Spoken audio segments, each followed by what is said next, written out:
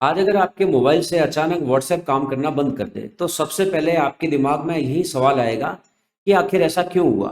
रूस में लोगों के साथ कुछ ऐसा ही हुआ है जब सरकार ने व्हाट्सएप पर सख्ती दिखानी शुरू की। आज के इस वीडियो में हम आसान भाषा में समझेंगे कि रूस ने व्हाट्सएप पर प्रतिबंध क्यों लगाया। रूस सरकार का सबसे बड़ा मुद्दा है डेटा पर कंट्रोल।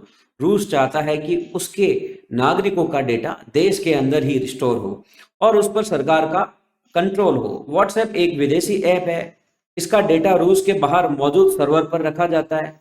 सरकार का मानना है कि जब नागरिकों का डेटा देश के बाहर जाता है तो वह राष्ट्रीय सुरक्षा के लिए खतरा बन सकता है। इसी वजह से रूस लंबे समय से विदेशी टेक कंपनियों पर दबाव बनाता रहा है।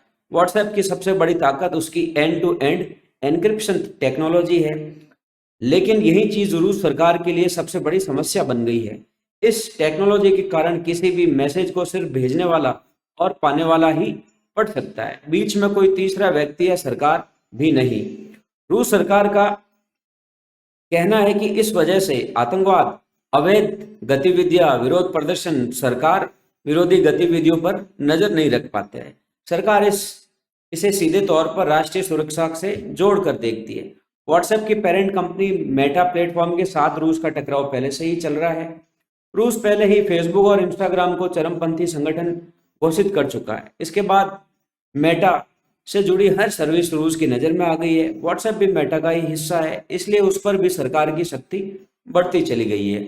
ये सिर्फ टेक्नोलॉजी का नहीं बल्कि राजनीतिक टकराव का भी एक मामला बन चुका है। रूस और यूक्रेन के बीच चल रहे युद्ध के बाद हालात और ज्यादा सख्त हो गए हैं। रूस सरकार का आरोप है कि व्हाट्सएप जैसे प्लेटफॉर्म पर युद्ध से जुड़ी गलत जानकारी और अफवाहें सरकार विरोधी प्रचार में फैलाई जा रही है।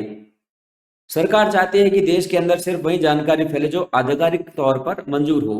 व्हाट्सएप जैसे प्राइवेट और एनक्रिप्टेड प्लेटफॉर्म इसे नियंत्रण के दायरे में नहीं आते हैं, इसलिए सरकार को यह पसंद नहीं आया।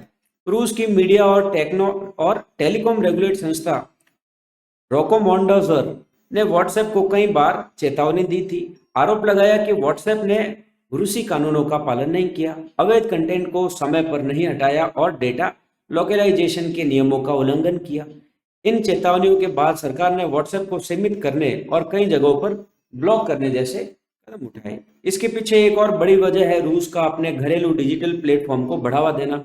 रूस चाहता है कि उसके नागरिक विदेशी ऐप की जगह स्थानीय या सरकार के कंट्रोल में रहने वाले ऐप का इस्तेमाल करें, जैसे टेलीग्राम। इससे सरकार को डेटा पर अपना नियंत्रण मिलता है और डिजिटल संप्रभुता मजबूत होती है।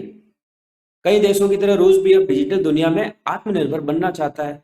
अगर पूरे मामले को एक लाइन में समझे तो रूस ने व्हाट्सएप को सिर्फ इसलिए बंद नहीं किया क्योंकि वह एक मैसेजिंग ऐप है, बल्कि इसलिए क्योंकि वह सरकार के कंट्रोल से बाहर है। डेटा सुरक्षा, राजनीति, युद्ध और डिजिटल कंट्रोल, ये सभी कारण मिलकर व्हाट्सएप के लिए मुश्किल बन गए हैं। अब सवाल यह है कि क्या सरकार का डेटा पर पूरा कंट्रोल सही है या फिर लोगों की प्राइवेसी ज्यादा जरूरी है? आपकी क्या राय है? कमेंट करके जरूर बताइएगा। इसी तरह की खबरें देखने के लिए हमारे इस चैनल को सब्सक्राइब करना न भूलें।